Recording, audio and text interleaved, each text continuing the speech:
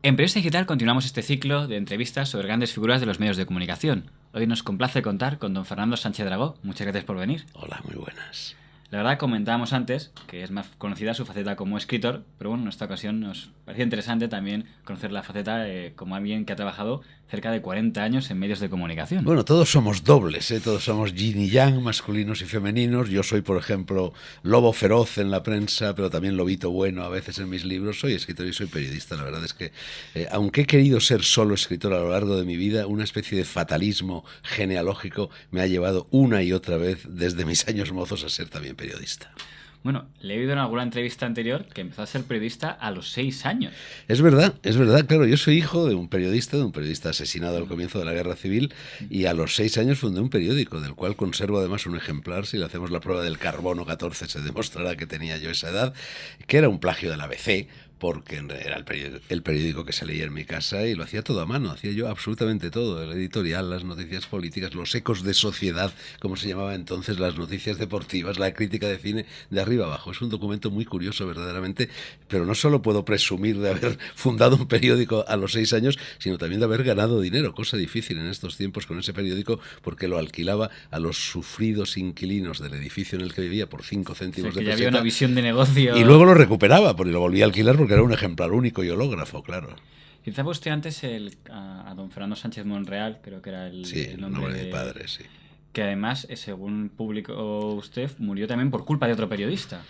Efectivamente. Juan Pujol, sí, que era uno de los grandes periodistas del franquismo, director de... Bueno, murió por culpa de otro periodista, y murió también por culpa o por causa de su carácter. Mi padre era, como lo he sido yo toda mi vida, pues muy echado para adelante, muy arrojado. Entonces él era un periodista brillantísimo, tenía 26 años en aquel momento, dirigía ya 3 agencias de prensa, entre ellas la agencia Febus, que era la agencia más importante de España, la agencia del grupo Urgoiti, del diario El Sol y del diario La Voz. Y el día que a las 17, por la tarde del 17 de julio de 1936, se entera de que la guarnición de Melilla se ha sublevado, que es lo que da comienzo al llamado movimiento nacional y a la sublevación de los generales, pues hace algo insólito. En el director de una agencia de prensa se va él a informar, agarra un coche, me deja a mí en el vientre de mi madre, yo no había nacido todavía, y se va. Es como si en estos momentos, no sé, estalla un conflicto en Siria, donde ya lo hay, y Pedro J. Ramírez, por poner un ejemplo, va personalmente en lugar de enviar un corresponsal. Y eso en definitiva fue lo que le costó la vida, pero efectivamente el brazo del destino que lo envió a morir fue un colega, fue un periodista, si no amigo suyo, al menos suficientemente conocido, que luego se convirtió en gran jerarca del periodismo de la época de Franco, que fue Juan Pujol. Y si digo Pujol es porque él mismo se llamaba Pujol y no Pujol. Que fundó el periódico Madrid, que luego fue el gran periódico de la libertad, pero... Efectivamente. Qué ironías. Efectivamente, yo que escribí una novela contando todo esto hace relativamente pocos años, Muertes Paralelas, claro, poco a poco me fui llegando a la conclusión de que, porque hay que buscar un motivo, ¿por qué ese hombre denunció a mi padre, que mi padre era del partido de Maura, es decir, era un hombre de derechas? La familia de mi padre era de izquierdas, era socialista, pero mi padre era un partido demócrata, conservador, católico, de derechas. ¿Por qué lo matan precisamente en Burgos? ¿No? Lo denuncia como marxista peligroso. ¿Por qué Juan Pujol, que lo conocía perfectamente, hace eso? Y entonces, poco a poco, investigando, descubrí que la Vuelta Ciclista a España, que estaba a punto de echarse a andar, por lo menos, en fin, como un fenómeno ya importante, era uno de los planes que tenía mi padre en una de las agencias de prensa, Notisport, una agencia de prensa deportiva que dirigía. Y entonces fue Juan Pujol, al terminar la guerra, el que puso en marcha ese proyecto. Seguramente para apoderarse de él lo envió a morir. Así son las cosas de la vida y de la muerte. Del ser humano. ¿En qué momento, ya muchísimo tiempo después, nos encontramos con programas literarios, ya en los años 70, estoy pensando en Encuentro con las Letras, en 1977, la televisión española de UCD sería, de... Sí, de UCD, claro, sí. ¿Cómo, después de unas décadas en la que la acusaban a usted de comunista, de anarquista en el régimen, se acaba el régimen y aparece con un programa en televisión española? Bueno, vamos a ver. En primer lugar te voy a contar una cosa que tiene que ver con mi padre, que es una historia de periodismo muy bonita, y es la siguiente. Yo me exilio y empiezo a trabajar como periodista. Ese destino ineluctable, genealógico, empiezo a trabajar como periodista en Italia. Yo trabajo 4 años en Italia como periodista de la RAI, de la Radio Televisión Pública. Ya pasó lo del 56, para que me sitúe. Sí, claro. Yo en el 56 voy a la cárcel, en el 58 vuelvo a la cárcel, en el 63 vuelvo a la cárcel, en el 64 me colocan en prisión domiciliaria y me escapo. Me voy al exilio, llego a Italia y allí trabajo durante 4 años, y luego posteriormente me reengancho en ese trabajo como periodista en la RAI. De Italia salto a Japón y allí una vez más trabajo por una parte como profesor en la Universidad de Estudios Extranjeros de Tokio y por otra parte una vez más como periodista en la NHK Radio Televisión Pública japonesa. Y al mismo tiempo me convierto en corresponsal de un periódico español, El Alcázar, porque El Alcázar, que era un periódico inicialmente muy franquista, muy de la situación, había iniciado a las órdenes de Manolo Cerezales una operación de apertura, se había convertido en lo que luego fue el Madrid, en lo que luego fue el Informaciones, aperturista. Efectivamente, duró poco porque luego los alféreces provisionales reclamaron la cabecera del periódico y volvió a ser lo que había sido. Pero en ese interregno, pues yo a través de mi buen amigo Manolo Cerezales me nombró corresponsal en Asia y me puso una sola condición, porque claro, yo estaba reclamado por la justicia, yo estaba en busca y captura, no podía firmar con mi nombre. Y entonces yo busqué un seudónimo, me dijo busca un seudónimo, y entonces yo dije, ¿qué mejor seudónimo que el de mi padre? Y entonces yo todos los artículos enviados desde Asia, desde Japón sobre todo, los firmé como Fernando Sánchez Monreal. De esa manera el nombre de mi padre, que había desaparecido de la escena periodística en noviembre de 1936, regresó muchos años más tarde llevado de la mano de su hijo. Es una historia bonita, ¿no? Sí, es que además es un documento a los que somos un poco hemerotequistas que merecería pena buscar para tener una de esas crónicas firmadas por Sánchez Monreal. Sería año 60 y... Eso fue en el año 67, 68, en esa época, sí. Total, que ya luego en el 70 vuelvo a España. Bueno, sigo brujuleando por el mundo del periodismo, por Cambio 16, por Madrid, por Informaciones, y llego a Televisión Española en 1976. Yo el primer programa de televisión de libros, porque yo llevo desde 1976 llevo haciendo programas de libros en televisión. Yo creo que es una plusmarca mundial. Yo no creo que haya nadie en ninguna parte del mundo que durante 35 años haya estado dando la vara a los oyentes con los libros. Bueno, el caso es que llego allí, efectivamente era la época de UCD, y entonces empiezo en Televisión Española con un programa que se llama un programa legendario, Encuentros con las Letras, ¿no? Y ya luego voy teniendo otra serie de programas, concretamente el segundo fue Biblioteca Nacional, siempre con UCD.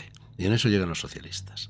Y entonces los socialistas, literalmente, el director de televisión, no el director general, el director de la 1, que era donde se emitía el programa Biblioteca Nacional, que era un programa de libros, me llama, convoca en su despacho y me dice la sorprendente frase, literal, sic, de que, Fernando, tu programa se acaba porque en Televisión Española no queremos cultura, queremos películas de Paco Martínez Soria. Y ahí desaparezco de Televisión Española hasta que llega Pilar Miró y me rescata.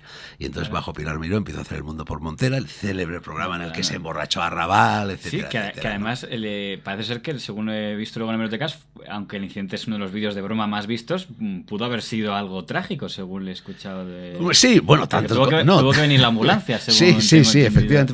Arrabal estaba tomando unas medicinas para no sé qué dolencia pulmonar que tenía y se le cruzaron las medicinas con la copa o las 2 copas de chinchón que se había tomado y al término del programa, acababa de terminar el programa, que era en directo, 2 minutos antes se desmayó ahí con los ojos en blanco que le daban vueltas, tuvimos que llamar a una enfermera, en fin. Sí, Hace poco escribió usted en El Mundo que don Diego Carcedo y doña María Antonia Iglesias le pidieron que no volviera a contar nunca más con... Ese programa de Arrabal terminó a las 2 de la mañana, pongamos, ¿no? Yo me fui a casa, lo vi, me dormí, a las 8 de la mañana ya estaba sonando el teléfono de los informativos, de la dirección de informativos de Televisión Española que me convocaban allí. Entonces fui y Diego Carcedo efectivamente me recibió en su despacho y me dijo, bueno, Fernando, esto no puede ser, por lo de la borrachera de Arrabal, etcétera, así que queda prohibida la aparición de Fernando Arrabal en tu programa a partir de ahora. Yo inmediatamente yo le dije, pues ahí tienes mi dimisión y la de todo mi equipo. Hombre, Fernando, no te pongas así, no sé cuánto. Entonces ya pacté que durante un mes no viniera Fernando Arrabal,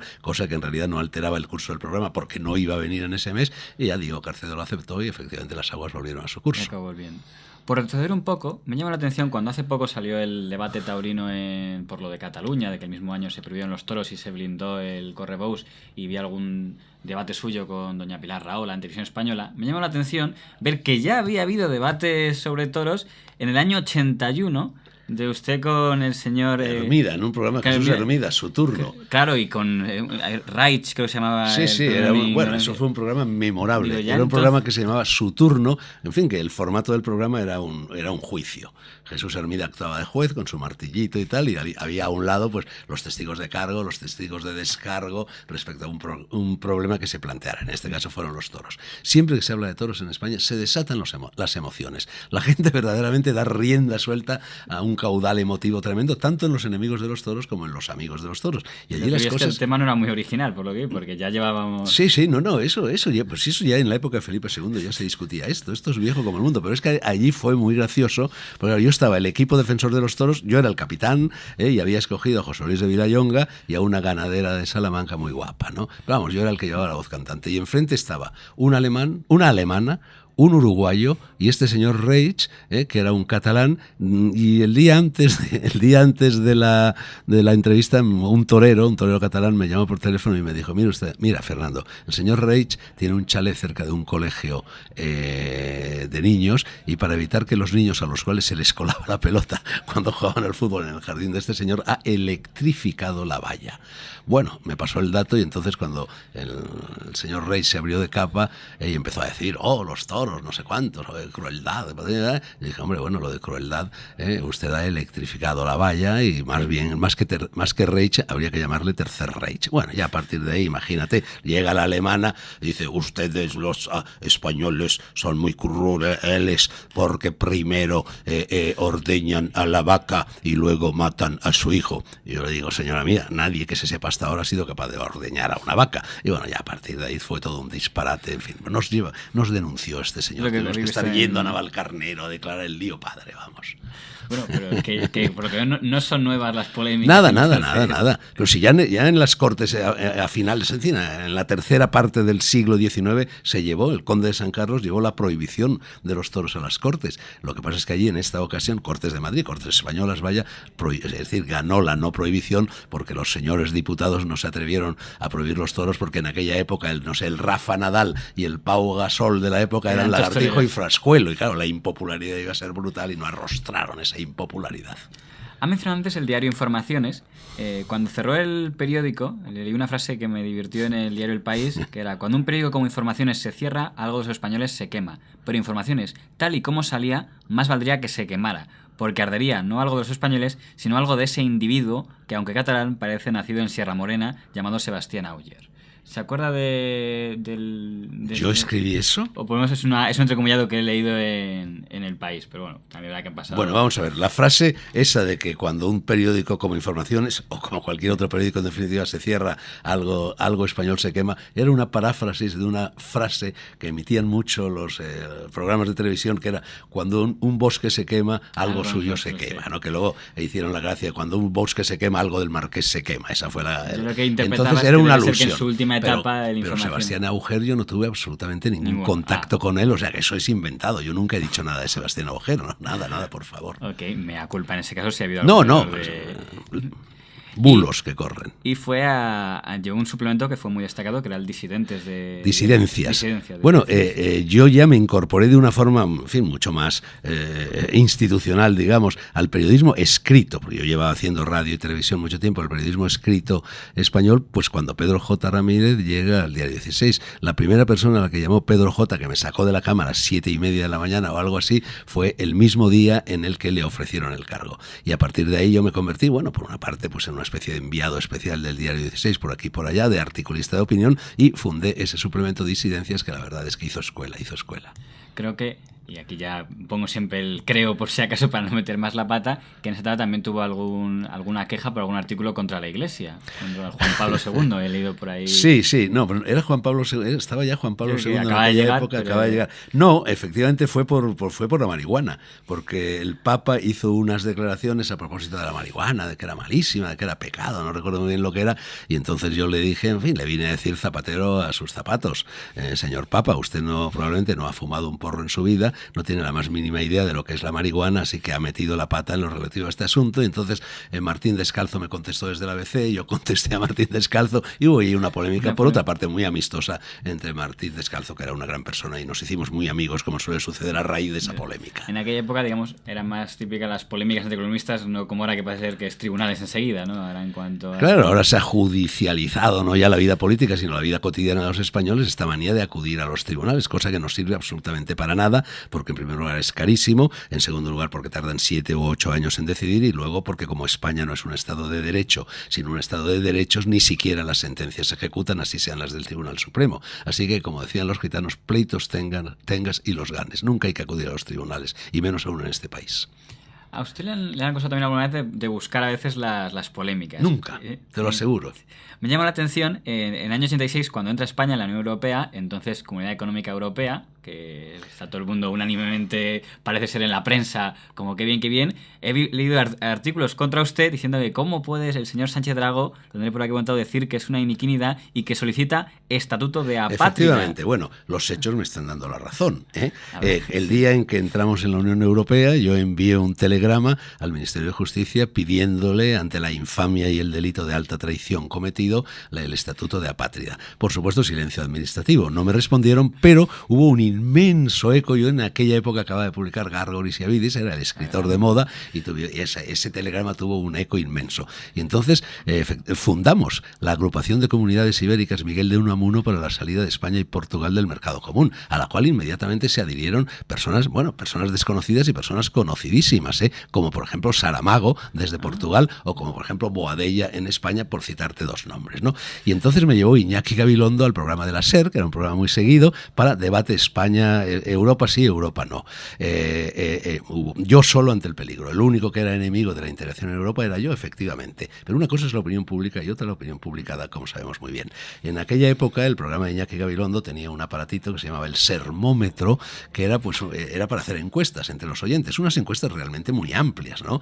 Y entonces, después de esta hora de discusión, Europa sí, Europa no, en la que yo era el paladín de lo antieuropeo, ante el estupor de todos los contertulios y del propio Iñaki Gabilondo, empezaron a llegar las respuestas de toda España de si estaban a favor o en contra de Europa, y gané abrumadoramente. El único lugar de España donde predominó el voto a favor de Europa frente al otro fue Castilla y León, y Cataluña por los pelos. En todo el resto de España fue abrumador el voto popular contra Europa. Así que una cosa es que se publicaran artículos contra mí y otra cosa es que la opinión pública me apoyara.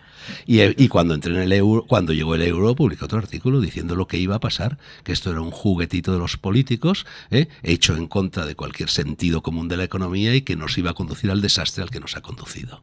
O sea, que en ese aspecto se ratifica y quizá los hechos están, por lo menos, confirmando que las cosas quizá no se hicieron... Bueno, ahora nos dicen ya en el colmo de la insensatez, nos dicen que la manera de resolver el problema de Europa es más Europa. Que es como si tú tienes un cáncer, no te lo deseo, y te dice el médico que la manera de que te cures del cáncer es inocularte más células cancerígenas. No, Europa está condenada, Europa va a desaparecer. Esto en China, en Japón, en Corea, en Tailandia, en Malasia, en cualquier lugar del mundo donde no haya europeos mirándose el ombligo lo saben, o en cualquier caso se reducirá pues a lo que era Europa, que era Alemania, Francia, Holanda, Dinamarca, etcétera, y los llamados pigs, los del sur, las cigarras. Tú no puedes mezclar cigarras con hormiguitas, eso desde Esopo lo sabemos, que la cigarra canta en el verano y luego se muere de hambre en el invierno, mientras en cambio la hormiguita trabaja en el verano y trabaja en el invierno. Entonces no puedes mezclar churros con verinas, no puedes mezclar cigarras con hormigas, y esto se va a deshacer. No hay nada que hacer, tardará un poquito más, tardará un poquito menos, pero se va a ir deshaciendo como se ha deshecho Grecia. ¿Qué ha pasado con Grecia? La cantinela, la rescatamos, muy bien. 3 meses después, no ha valido el rescate, otro, y así, Pues hasta que se vaya, que se va a ir, o que la van a echar. Bueno, yo pensaba, le confieso, que el programa Negro sobre Blanco era algo más de la televisión española del Partido Popular, del año 97. Me ha sorprendido cuando, revisando, veo que el programa salió mucho antes, en el año 92, cuando aún gobernaba... No, el programa Negro sobre Blanco. Mira, yo cuando termina Biblioteca Nacional, de la forma en la que te he contado, y luego llega Pilar Miró, me rescata para televisión, durante varios años hago El Mundo por Montera, yo mismo cierro El Mundo por Montera, porque me quería dejar a escribir, sigo trabajando en otro programa de televisión, pero ya como subdirector, que es La Tabla Redonda, y en el año 93, cuando yo cruzo por primera vez el Rubicón, digamos, y pido el voto para el Partido Popular, se arma también una gran escandalera, y entonces Televisión Española, el Partido Socialista en Televisión Española en el año 93 me llama y me dice que quedo adscrito al programa La Aventura del Saber para hacer entrevistitas de 3 minutos a profesores de los cursos de verano, y que tengo que fichar a las 8 de la mañana, etcétera, etcétera. Es decir, era una manera de echarme. Yo les llamo por teléfono y digo, ¿qué pasa? ¿Que queréis que pida la excedencia? Y me dicen, sí, queremos que pidas la excedencia, pero antes te vas a joder y vas a estar viniendo aquí a fichar hasta que nosotros digamos. Hombre, ya ahí yo me quemé, entonces, en fin, moví hilos y en 24 horas me concedieron la excedencia y fui expulsado de Televisión Española por los socialistas. Año 93, Colón, ¿no? Era Ramón Colón, en el año 93. Bueno, a todo esto se había producido un mes antes de las elecciones del 93 un fenómeno, vamos, realmente de una brutalidad censorial asombrosa. Es decir, a mí en aquel momento me llama, una semana antes, en la última semana, en el último, Mercedes Milá. Me llama Mercedes Milá para un programa de debate al cual iba pues Joaquín Sabina para defender a Izquierda Unida, Gila para defender al Partido Socialista y Maruja Torres, y yo para defender el voto, no para defender al Partido Popular. Yo nunca ciudadanos que votaban a efectivamente. Cada uno. Bueno, se celebra antes de que se celebre ese debate, el debate iba a empezar a las 9 de la noche, pongamos a eso de las 7 de la noche, yo recibo una llamada de Ramón Colón, de Jordi García Candau, que me dice: tú no puedes ir a ese debate porque tú eres fijo en Televisión Española y te lo prohibimos, tú no puedes aparecer en una cadena de la competencia. Y yo le digo: ¿cómo? ¿Qué me estás diciendo? ¿Que yo, escritor? Que yo, intelectual, dicho sea entre comillas, conocido, y yo, ciudadano español, no puedo ir a dar mi opinión sobre las elecciones? ¿Me estás diciendo eso? Y me dijo: sí, te estoy diciendo eso. Agarré el teléfono, llamé a Luis María Ansón, llamé a Pedro J. Ramírez, llamé a unos y otros, y bueno, todos me dijeron: bueno, esto es el escándalo de las elecciones, paralizamos la edición del periódico a ver si se confirma, porque mañana salimos a primera plana. Mercedes Milá dijo, llamé también a Mercedes Milá, dijo: muy bien, yo dejo tu asiento vacío y cuento lo que pasado. Entonces se armó tal cirio que un cuarto de hora antes de que empezara el programa me llamó Ramón Colón y me dijo: venga Fernando, ve al programa, y fui. Haya paz, ¿no? ¿Qué país qué país? Bueno, en aquella ocasión a usted también le cayeron muchos palos, porque en esas elecciones fue cuando el señor Gila dijo su célebre frase de que si ganaba el Partido Popular se exiliaba, y usted se le atribuye la frase de los andaluces y de que me voy a exiliar a Castilla. Bueno, eso fue también una cosa delirante. Eso fue artículos que dicen ya demuestra que es un pseudofascista. Bueno, no te puedes ni imaginarlo. Yo estuve toda la noche electoral de las elecciones del 93, fueron, sí. No, fueron las del 96, bueno, no me acuerdo, una de ellas, fui toda la noche electoral, por aquí, por allá, brujuleando, yendo a unos sitios, yendo a otros, y ya a las 8 de la mañana, con los ojos inyectados en sangre, por así decir, porque no había dormido en toda la noche, y además vestido de coronel Tapioca, porque me iba a Cuba 3 horas después, voy a la tertulia de Antonio Herrero, en la COPE, de la cual yo era, en fin, colaborador habitual. Y entonces llego allí, y en broma, digo, literalmente digo: ¿qué pasa? Hablando del triunfo de Felipe González, digo: ¿qué pasa? Que en este país, para que un político pierda las elecciones, ese político tiene que tirar la bomba atómica en la Puerta del Sol, lo cual era una metáfora diciendo: bueno, después de lo que ha pasado con Felipe González, después de la corrupción, después de Roldán, después de patatín y patatán, todavía vuelve a ganar las elecciones Felipe González. Bueno, nada, y me voy al aeropuerto. Y llego a Cuba y me entero de que los socialistas, en Andalucía sobre todo, han cogido esa frase, la han sacado de contexto, la han manipulado y han llegado a decir la barbaridad de que yo había pedido que tiraran la bomba atómica en Andalucía para exterminar a todos los votantes socialistas. Imagínate el disparate. Bueno, a partir de ahí ya, me declararon non grato en varios ayuntamientos. Ya estuve un par de meses acojonadito, digo: ay, Andalucía, me van a linchar. Ya por fin me invitó un alcalde socialista de Cazorla a dar una conferencia, bajé a Andalucía, y nada, fui recibido como son los andaluces, gente simpatiquísima, gente bien educada, todo el mundo me trató con exquisita cortesía y hasta con cariño, y no pasaba nada. Uno lee la prensa y parece que pasan muchas cosas y luego no pasa absolutamente nada. El pueblo tiene bastante más sentido común que nuestros colegas los periodistas. Bueno, en aquel caso los colegas periodistas ni eran nada. Eran periodistillas a sueldo del Partido Socialista. ¿Quién le trae de vuelta a Televisión Española? ¿López Amor o usted que propone volver? ¿O cómo salió ese regreso con Negro sobre Blanco? Bueno, cuando ya el veto formulado por los socialistas respecto a mi persona en Televisión Española, bueno, pues yo me pongo en contacto con quienes llevaban Televisión Española en aquel momento. No era Jorge Sánchez Gallo, el director de televisión, y era esta chica, Eva Ridruejo se llamaba. Mónica Ridruejo. Me pongo en contacto con ellos, les ofrezco un programa de libros, lo aceptan y vuelvo a Televisión Española, pero ya no como fijo, como estaba antes, sino como contratado por fuera. porque yo seguía en excedencia, ¿no? Y bueno, la verdad es que el tiro le salió por la culata a los socialistas, porque yo, si yo hubiera seguido siendo fijo en Televisión Española, hubiera ganado lo que es el sueldo de un redactor de Televisión Española, más ese plus ridículo que te dan por ser director de un programa, y sin embargo, al tenerme que contratar por fuera, bueno, pues me pagaron muchísimo mejor. Así que en realidad me hicieron un gran favor los socialistas cuando me echaron de Televisión Española. El programa de Negro sobre Blanco tuvo, digamos, un éxito en cuanto a que fue un referente de los libros, y hay multitud de cartas al director en todos los periódicos, incluso en el país, donde dicen que buen programa literario, pero también es probablemente se ha crispado un poco la sociedad, quizá porque ya es cuando está de moda estar unos contra otros y otros contra unos, y hay muchas críticas a ese programa, sobre todo a raíz de 3 incidentes que probablemente ya le han sacado en infinidad de ocasiones, y estará harto quizá de... Uno es la entrevista a José María Aznar, que dicen, ¿cómo en un programa sobre libros entrevista a Pero bueno, ¿y cómo no voy a entrevistar a José María Aznar? Igual invité a Felipe González, invité posteriormente a Zapatero, invité a los líderes, invité a Anguita, invité a los líderes de todos los partidos políticos, como era mi deber, para hablar de libros, no para hablar de política. Yo con Aznar lo primero que le dije fue, presidente, aquí hay una campanilla. Si hablas de política, tocaré la campanilla. Aquí has venido a hablar de libros, de cómo empezaste a leer, de qué libros te gustaban de niños, de qué lees ahora, etcétera. Y eso invité. Formulé esa misma invitación a todos los líderes políticos, y el único que aceptó venir fue Aznar, y ya está, punto, y no se habló de política en ese programa. Así que eso fue una polémica totalmente artificial. El otro día, hace una semana, yo he emitido un programa en las Noches Blancas, el de Telemadrid, donde de repente me doy cuenta de que hay un libro que es el libro que más influye en nuestras vidas, en la mía, en la tuya, en la del señor que pasa ahora por la calle, y que no ha leído casi nadie, empezando por mí. Yo tampoco lo había leído. Digo, es la Constitución. Pues mi programa es un programa de libros, voy a hacer un programa de libros sobre la Constitución, y entonces invito por una parte a Rosa Díez y por otra parte a Miguel Ángel Cortés, que acaba de sacar un libro muy inteligente, por cierto, sobre la Constitución de Cádiz, los liberales, etcétera, y he hecho ese programa también sobre la Constitución. ¿Me van a acusar por ello? Y a ver, los otros incidentes, ¿cuáles eran? Con lo que escribió Tusell en El País y otros autores, Monegal en el periódico, de que los 2 programas dedicados a José Antonio Primo de Rivera...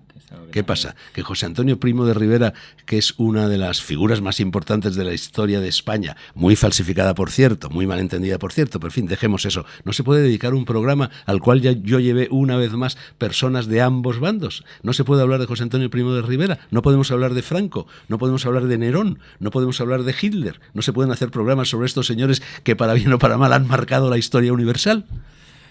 Le diría, se puede pues hacer, son pero pasa a alguien y le va a porque son unos sectarios. José Antonio, no se puede hablar de José Antonio, son sectarios, son fachas. Pero al revés. Claro, pero ¿qué es un facha? Un facha es una persona que llama facha a quien no piense como él. Tusell era un facha. En fin, hubo un programa que era eso, que le acusaron de que iba a estar Pedro J. Ramírez, y se decía que minutos antes de que empezara ese programa se desinvitó a Tusell y a Orbán. Efectivamente, cierto. Precisamente en función de la pluralidad, yo iba a hacer ese programa, y media hora antes de que el programa empezara, o así, me llama Pedro J. desde el aeropuerto, que había perdido un avión o no sé qué diablos, que no podía venir a ese programa. Entonces yo, precisamente para que el programa no quedara desequilibrado de un lado, llamé a las otras 2 personas por teléfono para decirles, oye, ha pasado esto, el programa queda aplazado. Sencillamente, no pasó absolutamente nada más. O sea que los incidentes quizá eran exagerados. Si algo se puede demostrar en mi caso es que a mi programa, a todos los programas que yo he hecho, he llevado no solo a personas... Estuvo Eduardo Aroteclen, por ejemplo. Por supuesto. Han ido personas de izquierdas, personas de derechas, personas de extrema izquierda, personas de extrema derecha, personas ni de izquierda. Ha ido absolutamente todo el mundo. Mi programa es un servicio público y por lo tanto está abierto a cualquier persona prescindiendo de su ideología. Yo no mido a las personas por su ideología, sino en el caso de ser invitados al programa por el interés que esa persona pueda tener para los espectadores, y eso, ahí están los nombres, es evidente. No solo eso, no solo llevo a todo el mundo de una idea o de otra, sino que llevo también a mis enemigos, llevo también a los que me atacan. A mí, en cuanto me ataca alguien, lo invito a que venga al programa. Ayer estuve firmando, lo digo por el sábado último, firmando con una persona que me estaba machacando, pero de una forma muy insultante desde El País. Jesús Ruiz Mantilla. Lo primero que yo hice, dirigía entonces el Diario de la Noche de Telemadrid, fue invitar a Jesús Ruiz Mantilla, con el cual estuve, como te digo, el otro día firmando codo a codo para que viniera al programa. Yo siempre he dado juego a mis enemigos. Es más, si tienes un enemigo, tiéndele la mano. Habrás ganado un amigo para toda la vida. no sé si acabó en amistad la gran pelea que hubo entre Vicente Molina Foix y el señor García Viñó. Bueno, pero eso era un asunto de ellos. Es decir, la fiera literaria, como sabes, hombre, es un fenómeno también muy llamativo, muy vistoso, que tiene importancia. Yo no he podido verlo. He visto una entrevista en Sabina donde hablan de la pelea, pero la pelea no... En la literatura española, y entonces yo decidí hacer un programa sobre la fiera literaria. Entonces tenía que encontrar a alguien de los criticados por la fiera literaria que se prestara a venir. Probé con muchos. Todos se negaron a venir a debatir con los de la fiera literaria, y Vicente Molina Foix, que es buen amigo mío, aceptó. Allí vinieron y efectivamente García Viñó y él, al final del programa, ya muy de costadillo, la emprendieron. Bueno, el uno dio una patada al otro, se insultaron, no sé cuánto y tal, pero ¿yo qué culpa tengo de eso también? Ahí no había protestas, sí. salvo yo intenté poner paz, vamos. Por cierto, a renglón seguido grabé una entrevista con Joaquín Sabina, por ponerte un ejemplo de persona de izquierdas que viene a mi programa y que es gran amigo mío, ¿no? ¿Cómo acabó el negro sobre blanco? ¿Fue también por cuando hay un cambio de color en el gobierno? Bueno, los socialistas tienen la curiosa costumbre de que cada vez que llegan al poder prohíben que yo aparezca en Televisión Española, pero prohíban que yo aparezca en Televisión Española no solo como presentador de programas, sino incluso como entrevistado. Por ejemplo, poco después de que llegara Zapatero hubo un programa que se llamaba Carta Blanca, en el cual pues determinados intelectuales hacían un programa a su aire, lo que ellos quisieran. Uno de esos escritores que fueron invitados a hacer Carta Blanca fue Jodorowsky. El Jodorowsky, como las otras personas que hicieron ese programa, daba la lista de personas a las que quería invitar. Una de ellas era yo. Dijeron, no, Dragó no puede aparecer en Televisión Española. Esos son los socialistas. Bueno, los socialistas. Había vetados en la Televisión española. Por supuesto, listas negras. Mira, yo tengo que decirte, y esto es verdad, y si aquí hubiera una Biblia, lo juraría sobre la Biblia, yo he hecho programas con UCD, yo he hecho programas con el PSOE, yo he hecho programas con el PP.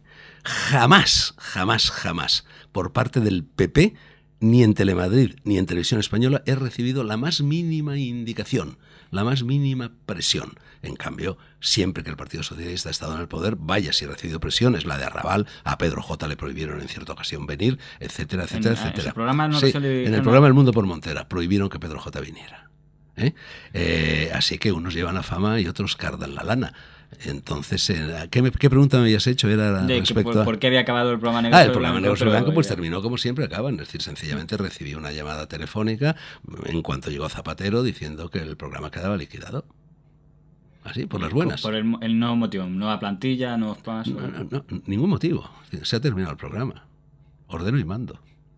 Y es ahí cuando vuelve a hacer un nuevo programa literario, que es el que aún mantiene... Bueno, la semana siguiente entonces yo brujuleo como hago siempre. Yo soy una lagartija que si me tapan una boca inmediatamente abro otra boca, y entonces abrí la boca, o me abrieron la boca, me dieron hospitalidad, derecho de asilo en Telemadrid, y empecé a hacer un programa, por otra parte, muy parecido a Negro sobre Blanco, incluso en el título, Las Noches Blancas, Noches Negras, Color Blanco, Negro sobre Blanco, muy parecido en el título, que prácticamente, bueno, pues seguía exactamente la misma trayectoria de Negro sobre Blanco, y a ese programa de Telemadrid pues yo he llevado desde Santiago Carrillo, en fin, a cualquier otra persona que se pueda meter, con Esperanza Aguirre, con el Partido Popular, con la derecha o con la izquierda. Mi programa es un programa libre y yo soy una persona libre. Cuando han pasado por aquí el señor Tercho, la señora Valenzuela, nos han contado que en Telemadrid tiene el problema de que hay una especie de grupo interno que parece que tiene, por los motivos que sea, tiende a hacer más difícil la situación a los profesionales que hacen programas.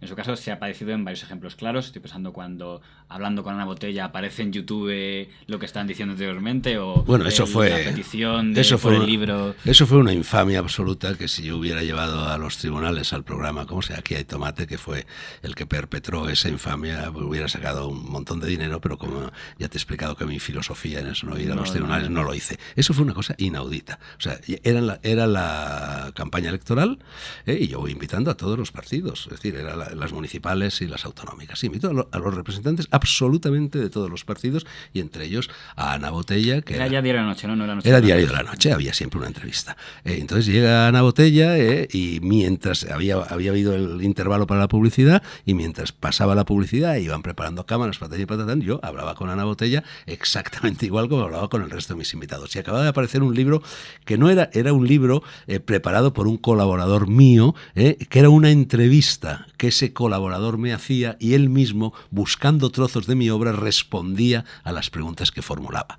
O sea, era una antología de mi obra, por así decir. Entonces yo le regalo ese libro que acaba de aparecer, un gesto de gentileza, lo hice también con otros invitados de izquierdas, se lo regalo a Ana. Y entonces Ana se queda así un poco sorprendida y me dice, caramba, Fernando, pero ¿de dónde sacas tu tiempo con todo lo que estás haciendo para escribir libros? Y entonces yo le digo, hombre, Ana, es que en realidad ese libro no lo he escrito escrito yo porque es una antología, es un libro que ha preparado otra persona y así figura en la portada, preparado por Antonio, editado por Antonio Ruiz Vega, que era la persona que lo había hecho.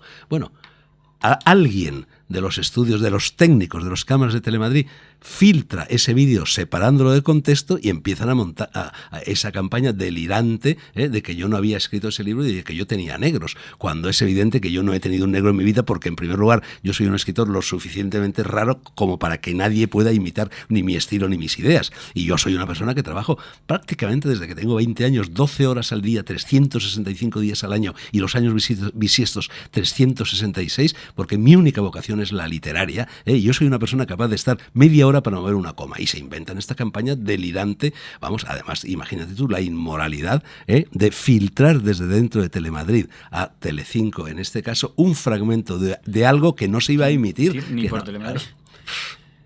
La última campaña que ha sufrido, hemos enumerado ya una serie considerable de campañas, fue la de por el libro que hizo con el señor Boadella.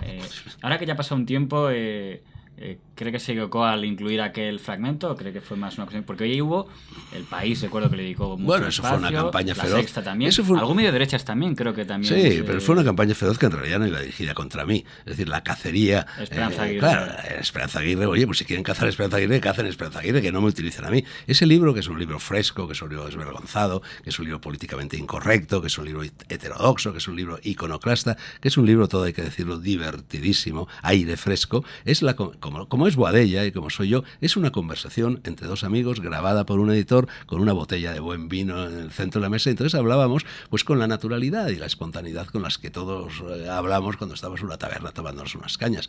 Entonces efectivamente se produce esa alusión a ese episodio de hace 47 años que duró 20 minutos en un metro de Tokio y en el cual no pasó absolutamente nada, pero que lo cuentas cargando un poco la suerte con unos términos, hombre, que quizá eran incorrectos, que quizá no eran los adecuados, pero es que es una estupidez, es que son 2 líneas y media sobre algo que no pasó nada y que habían sucedido 47 años antes, y montan esta campaña delirante. Y una vez más se produce la divergencia entre la opinión pública y la opinión publicada, porque a mí aquello me pilla. Yo estaba saliendo de Kioto, ciudad donde vivía en aquel momento, para ir a la Feria del Libro de Estambul, invitado por el Ministerio, por la Dirección General del Libro del Ministerio de Cultura Español. Entonces, yo al principio no le doy importancia, le digo, qué tontería. Agarro el avión en Kioto, llego a París, en París tenía que hacer una escala para ir a Estambul de 2 o 3 horas, me meto en internet y digo, atiza, la que se está montando aquí, y aquello fue increscendo, el flan que subió, total, que 4 o 5 días después yo vuelvo de Estambul a Madrid, llego solo porque el resto de mis amigos escritores, compañeros escritores que estaban allí conmigo en Estambul volvían por la tarde, yo tenía que volver por la mañana precisamente porque iba a grabar un programa de las Noches Blancas, hombre, y llego diciendo, oye, ¿aquí qué está pasando? Porque ahí es la prensa y el pandemonium era indescriptible. Bueno, ¿cuál no sería mi sorpresa? Llego a la sala de recogida de equipajes de Baraja y me veo 5 guardias civiles que me ven y se vienen hacia mí. Yo digo, cielos, estos vienen a detenerme o algo así. ¿Qué va? Llegan, hombre Fernando, qué putada te han hecho, estamos contigo, ¿dónde están tus maletas? No las encuentras, te ayudamos. Cogieron las maletas, las subieron al carrito, me las llevaron al taxi. Bueno, gentilísimos, simpaticísimos. Y a partir de ahí, un paseo triunfal. Oye, tenía que ir esa tarde a cortarme el pelo a Llongueras, llegué a Llongueras, ¡guau! Una ovación al entrar en Llongueras. Tenía que ir a que me vieran una hernia de la que me iban a operar al Ruber, lo mismo, en la sala de espera del Ruber, otra ovación. Salía por la calle, las chicas me guiñaban el ojo, los taxistas me hacían el signo de la victoria, la gente me aplaudía. Me fui a comprar una botella de vino y descorcharon una botella de vino francés y una lata de foie. Me fui a tomar unas ostras y me invitaron a las ostras. Un paseo triunfal. De los medios claro, la gente se daba cuenta de que todo esto era una sórdida maniobra política y que no había base alguna para lo que se estaba diciendo. Así que en el fondo, pues mira, una aventurilla divertida. Igual que ha habido programas que son un éxito, Las Noches Blancas, no habrá nadie que lo pueda discutir, hubo programas que fueron más extraños. Estoy pensando en Dragolandia con la productora del señor Velasco, el Gran Hermano en España. Sí. Esa aventura de hacer un late night, ¿cómo surgió? Bueno, mira, yo soy toro de lidia, me colocan una muleta delante y me arranco, ¿no? Entonces, bueno, me metí, es decir, yo nunca he hecho televisión. Yo todos los programas de televisión, yo odio la televisión, yo nunca veo televisión. Es que ese programa empezó, yo sé si lo vi, claro, destrozando machacando la televisión con los borregos, que sí. luego Mercedes Milá efectivamente. No le hizo demasiada gracia. Efectivamente. Entonces, bueno, yo tengo una especie de condena kármica que me obliga a hacer... Yo soy el presentador de programas de televisión más viejo que hay en España y seguramente uno de los más viejos del mundo. No hay ningún otro tan viejo como yo. Yo llevo desde 1976 haciendo programas de televisión, que ya está bien. Y bueno, es una condena inexplicable porque no me gusta hacer televisión. Ahora bien, yo todos los programas de televisión que he hecho, menos esa aventura del Diario de la Noche, que eso era otra historia, todos en Busto Parlante. Son programas que se pueden oír o incluso que se pueden leer, no hace falta verlos. Y yo hago plano secuencia. Yo jamás he montado, yo no tengo mesa de montaje. A mí todo lo que sea montaje, esta técnica del videoclip y tal, me parece manipular. Me parece, por lo tanto, engañar, me parece mentir. Yo, si hago una hora de televisión, esa hora se emite íntegra. A no ser que haya podido haber alguna pequeña imperfección técnica que te obligue a cortar un segundo, pero ahora yo no monto, ¿no? Entonces me meto de repente en esa aventura que, bueno, ha sido... Yo que no me canso nunca, yo que tengo mucha energía, después de esos 5 programas que eran los contratados, se acabó y bendito sea Dios, acabé derrengado en un diván 15 días mirando al techo sin hacer nada, porque no te puedes ni imaginar lo que fue aquello. Yo me di cuenta de lo que significa hacer televisión como hace la gente. Para hacer un programa así, el simple gesto de coger este vaso, llevármelo a los labios y beber un trago supone 3/4 de hora. Ha fallado la luz, no sé cuánto, otra vez, llénese otra vez el vaso de agua. Y todo así, y todo así, y todo así. Nada, menos mal que se acabó y menos mal que no duró. Además ahí se produjo, y lo digo con afecto porque yo a José Velasco le tengo afecto, me parece una persona muy inteligente, muy simpática, muy divertida, me llevaba muy bien con él, pero claro, ahí chocaron 2 locomotoras. José Velasco y yo. José Velasco tiene una visión de la televisión como espectáculo y está convencido de que en mí hay potencial de showman. Yo no sé si en mí hay potencial de showman o no, pero yo no soy un showman, ni quiero ser un showman, ni me gustaría ser un showman, ¿no? Y al mismo tiempo, yo siempre he hecho estos programas en los cuales yo mandaba, el productor no mandaba, no se metía en nada, programas sencillitos, entrevista, pum pam, Bustos Parlante. Y ahí de repente, pues chocó la locomotora Velasco, que quería convertirme en un showman, con Dragó, que no quería convertirse en un showman, y el resultado fue el que fue. De todas maneras, ese es un programa muy curioso, y algún día esos vídeos se rescatarán, igual que se rescatan extrañas películas de serie B, de los años 30 en Hollywood, porque es un programa que tenía su punto. Pues antes de terminar, 2 temas que quería sacar, que era uno el de Cataluña y otro el de la crisis de la prensa. El tema de Cataluña. Me llamó la atención viendo una entrevista, debió ser de hace un par de años, en el programa de Ferran Monegal que hace en la televisión de Barcelona, donde le sacaba 2 cortes y los 2 me sorprendieron muchísimo delante de usted. Uno era un corte donde en la sección esta que tenía Noches Blancas sacaba en broma diciendo que mientras que los catalanes dicen bon día y los franceses dicen bonjour, nosotros decimos buenos días porque somos más generosos, que él lo sacaba como argumento de lo anticatalán que era Telemadrid, que me llamó la atención que eso, que a mí me parecía una broma, fuera resultado un ataque a Cataluña. Pero me llamó mucho la atención que sacó una entrevista que no había visto de usted al señor Pujol, donde decía que el mejor momento de España y de Cataluña era gobernando el señor Pujol, que no sé ser lo habitual, lo que estamos acostumbrados a ver en los, digamos, figuras mediáticas de Madrid. Le entendí mal, efectivamente mantiene esa opinión. Pero bueno, vamos a ver, esto del anticatalanismo también es delirante. Yo jamás en mi vida he sido anticatalán. A mí Cataluña, yo siempre he defendido el uso de la lengua catalana, siempre, ya bajo Franco, siempre me ha gustado ir a Cataluña, siempre me han gustado muchísimas cosas de Cataluña y tengo infinidad de amigos en Cataluña. Vamos, eso lo que pasa es que, bueno, Enrique Monegal, que siempre hace esas cositas y con el cual yo me llevo muy bien y lo aprecio, hombre, utiliza eso de o sea, es verdad que en el castellano hay un movimiento más buenos días, ¿no? Y luego los franceses bonjour, los italianos buongiorno, los ingleses good morning, los catalanes bon día. Es decir, todos, catalanes, franceses, ingleses, italianos, etcétera, reducen esos días a uno. No era más que una broma, por favor, un poquito de sentido del humor. Y luego lo otro, bueno, a mí Pujol me parece un político con sentido común. Yo lo que echo de menos en todos los políticos actuales es la falta de sentido común, los dislates. Y efectivamente Pujol a mí me pareció que... Llegaría a decir como Anson que es uno de los grandes estadistas de... Bueno, creo que Pujol ha sido un gran estadista, es algo que solo la historia 100 años después puede adjudicar esa etiqueta, pero efectivamente fue un buen estadista, fue un buen político y fue un político cargado de sentido común con el cual yo, y él lo sabe y lo dice, siempre me he llevado muy bien, y el señor Pujol sabe que yo siempre he defendido la lengua catalana y la cultura catalana. Pues último tema que He quería... hecho, por cierto, Sí. noticia, he hecho las paces incluso con Pilar Rahola, que no sé si sabes que Ah, hemos tenido también, sí, en hombre, fin, nuestros en más y 59 nuestros segundos estuvieron menos. una vez Claro, que no, se y luego por gritaba. escrito, ella en su columna La Vanguardia, yo en mi columna El Mundo, en fin, nos hemos dicho cosas duras. Y ya el otro día estábamos en el programa ese del gran debate de Telemadrid, íbamos a intervenir los dos en el mismo programa, y yo ya me acerqué y dije, oye, Pilar, oye, mira, esto de estar enfadados es un rollo, es aburridísimo, vamos a hacer las paces. Inmediatamente me abrazó, sí, Fernando, hagamos las paces, y además tú es que me caes muy bien, etcétera, etcétera. O sea que ya está hecho las paces con Pilar Rahola. Sí, veo, lo que sí estoy notando es que no le gusta lo de mantener enemigos, si siempre les invita tal. Pero o sea, si yo no tengo, yo te aseguro, te Otra aseguro presumen de enemigos, que pero yo en no su tengo caso. ni un solo enemigo en la distancia corta. A mí, mis enemigos son enemigos del personaje. En cuanto, en fin, sales en la tele y escribes libros y todo esto, pues te conviertes en un personaje. Entonces, todos mis enemigos lo son del personaje, de la persona. ¿Pero por qué van a ser enemigos míos? De la persona. Pues si yo soy una persona afable, si soy una persona simpática, si soy una persona divertida, si soy una persona que jamás en su vida ha hecho una putada a nadie, yo no tengo enemigos. Pues el último tema que quería tratar era la crisis de la prensa que se está viendo últimamente. Todos los días nos enteramos desde la Gaceta, en Intereconomía, en El Mundo, en El País, en la SER, ya en Prisa Digital, todas las portadas últimamente son que ha habido no sé cuántos despidos y no sé cuántos.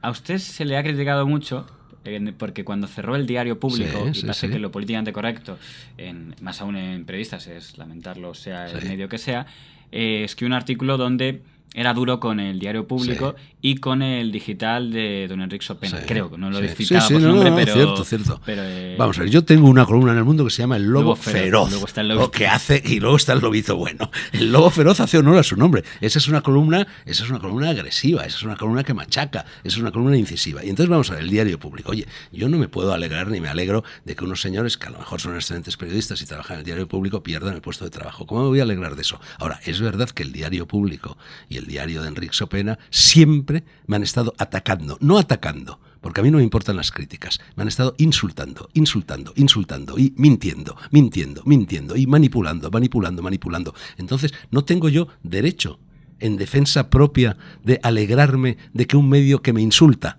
que miente, que me ataca constantemente, que manipula todas las informaciones sobre mí, cierre. Pues sí, me alegro de que eso cierre y que no sean hipócritas, porque cualquier persona a la que le haya pasado una cosa así se alegraría del cierre de una ocasión de esa cabecera. Sacaron una frase suya que era yo en mi programa he tenido censura dragoniana, creo que es que una vez, y entonces en público dijeron, lo pusieron en un reportaje como muestra de que hasta el propio Dragón reconoce que hay censura en su programa porque le habían cogido la frase de que no sé qué entrevista había dicho que en su programa había censura dragoniana. Sí, no me acuerdo qué fue eso, era también un incidente sin importancia, pero en esa ocasión yo llamé a Rafa Reich, que dirigía entonces la sección de cartas, que es amigo mío, que dirigía la sección de cartas al director, y hombre, le pedí que publicara una rectificación porque también eso era absurdo, era que yo en cierta ocasión, que yo en mi programa El Diario de la Noche, cosa que era evidente, era una metáfora lo de censura draconiana, puesto que yo me llamo Dragó, había decidido que no se informara sobre fútbol, que no hubiera noticias deportivas, que no se informara sobre actos de terrorismo, porque creía que lo que buscan los terroristas es publicidad y que por lo tanto se estaba colaborando con el terrorismo si se daba publicidad a esos actos, y que tampoco se diera crónica de sociedad, y que no hubiera top models y pasarelas, y que no hubiera todas esas tontunas que convierten hoy día los telediarios en varietés, porque ya no hay telediarios en España, son programas de varietés. Entonces todo eso era una filosofía informativa, era una filosofía periodística, y entonces bromeando diciendo, sí, claro, es verdad, yo soy un censor, he prohibido el fútbol, he prohibido las noticias de crónica negra, he prohibido las pasarelas, etcétera. Y por esa fue la frase favor. que cogieron. Entonces sacan eso y dicen, sí, admite que ha censurado. Hombre, ¿eso qué se llama? ¿Cómo se llama eso? Eso se llama manipular, eso se llama mentir, eso se llama engañar. Bueno, pues tengo que agradecerle este repaso. No sé qué imagen tiene actualmente del periodismo, si es positiva, esperanzas. No, mira, yo lamento decirte a ti que eres joven periodista, yo creo que se ha acabado. Internet se ha cargado todo. Es decir, esto no quiere decir que se haya acabado el mundo va a seguir y vendrán otras cosas, como en circunstancias análogas del Estéreo Universal, cuando llega la revolución industrial, cuando llega la locomotora de vapor, cuando llega la imprenta, pues todo se pone patas arriba. Pero el mundo en el que yo he nacido y en el que todavía yo y tú nos estamos moviendo, ese mundo ha desaparecido. Ha desaparecido la música, es decir, se ha cargado la música, se ha cargado el cine, se ha cargado la televisión, se ha cargado la prensa, se ha cargado el libro, se ha cargado la tienda de la esquina, se ha cargado todo. Entonces, en estos momentos, los kioscos, si ya no hay kioscos, Si es dificilísimo comprar un periódico de papel porque quedan poquísimos kioscos y cierran a las 2 de la tarde. Y luego además la gente que compra el periódico impreso normalmente ¿qué es lo que hace? Lo compra porque le regalan un vídeo, un Black Decker, una opción a irse con una pareja de luna de miel o de lo que sea a Venecia y tira el periódico a la papelera. Los periódicos están viviendo en estos momentos de la publicidad. La publicidad se ha venido abajo. ¿De qué va a vivir el periodismo? Yo eché mis dientes con el periodismo. Mi tío abuelo fue el director que convirtió La Vanguardia en un gran periódico nacional. Mi abuelo fundó la Asociación de la Prensa de Madrid. Mi padre era el gran periodista de su época. Yo he mamado periodismo, yo he echado los dientes con el periodismo, yo he vivido en las redacciones, yo sé lo que era aquel periodismo, el de las películas americanas, por así decir, el de Gary Grant y Walter Matthau y Billy Wilder y tal. Entonces todo ese periodismo ha desaparecido. Ahora el periodista que es un funcionario, un señor que está en una redacción que parece un tanatorio, donde ni se fuma ni se bebe, donde no se sale a la calle y donde te llegan en tropel noticias enviadas por agencias de prensa, que todavía, pero no solo por agencias de prensa, sino noticias que circulan por las redes sociales, rumores, Twitter, que se contradicen los unos a los otros, y con esos mimbres va intentando hacer periodismo. No se hace periodismo así. El periodismo se hace en la calle, el periodismo se hace buscando la noticia, y el periodismo no se aprende a ser periodismo en la Facultad de Ciencias de la Información. Si un periodista, además de ser periodista, es doctor en ciencias exactas por la Sorbona y máster en filosofía por la Universidad de Harvard, mejor. Pero para ser periodista no hay que ser ninguna de esas cosas. Todo este mal del periodismo actual arranca de la fundación de las Facultades de Ciencias de la Información, que eso sí que son un mecanismo fascista, que en el pasado eran una técnica de manipulación de la opinión libre, de la prensa, por parte de los regímenes fascistas. Ahí arranca el mal y ahora ya no. Se ha acabado el periodismo. Yo sé que soy una especie en extinción, no lo sé. Pues Fernando, muchas Pero a mí gracias. me ha tocado los 75 años, bueno, bendito sea Dios, a ti ya te toca más jovencito, ¿eh? A ver en qué nos espera. Muchas gracias, don Fernando, por habernos acompañado en a ti. Periodista Digital.